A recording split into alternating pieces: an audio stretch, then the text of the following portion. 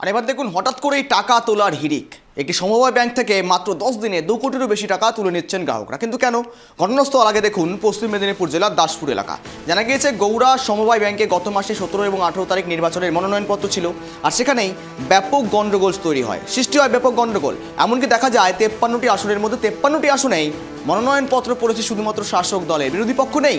এই পরিস্থিতির জেরেই আতঙ্কিত হয়ে তাদের জমাকৃত টাকা তুলে নিতে চাইছেন বলেই দাবি গ্রাহকদের। টাকার তোলার হিলিক আটকাতে 20,000 টাকার লিমিট এবং বেঁধে দেওয়া হলেও লাভ হয়নি কিছু।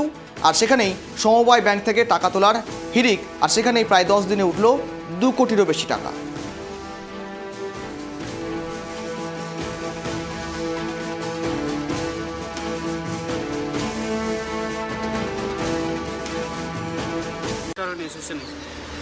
টাকা তুলতে কেন?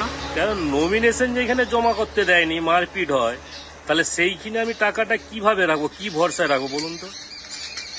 ভরসা করতে পারছেন? কি করে ভরসা করবো আপনি নিজেই বলুন। যেখানে টাকা মানে নমিনেশন তুলতে দেওয়া হয়নি, হ্যাঁ, মারপিট গন্ডগোল হয়, তাহলে সেই আমি টাকাটা রাখবো কি ভরসা? টাকা থাকবে? আপনি ভাবছেন যে আমার সুরক্ষিতভাবে টাকাটা থাকবে?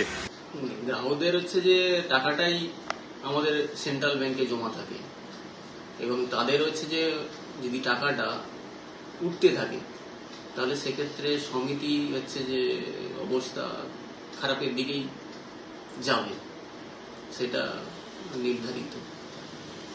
এই কদিনে কত টাকা উঠেছে? এই কদিনে বলতে 19 তারিখ থেকে শুরু করে আজ পর্যন্ত 2 কোটির বেশি উঠে গেছে টাকা। তা আপনারা গ্রাহকদেরকে বুঝাচ্ছেন না? গ্রাহকদেরকে আমরা বুঝিয়ে আশ্বস্ত করতে পারছি না।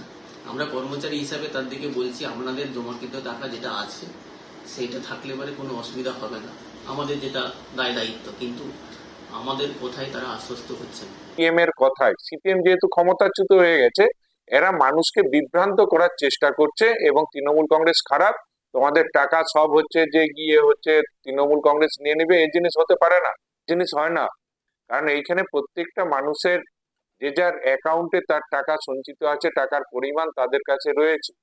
এবং বোর্ড হচ্ছে যে গিয়ে একটা বোর্ড পরিচালনার ক্ষেত্রে সেইখানে ক্ষমতার লড়াই, কিন্তু গ্রাহকদের টাকা সম্পূর্ণ সুরক্ষিত থাকে সমবায় সমিতি। এবং আগামী দিনে এই সমবায় সমিতির আরো শ্রীবৃদ্ধি ঘটবে।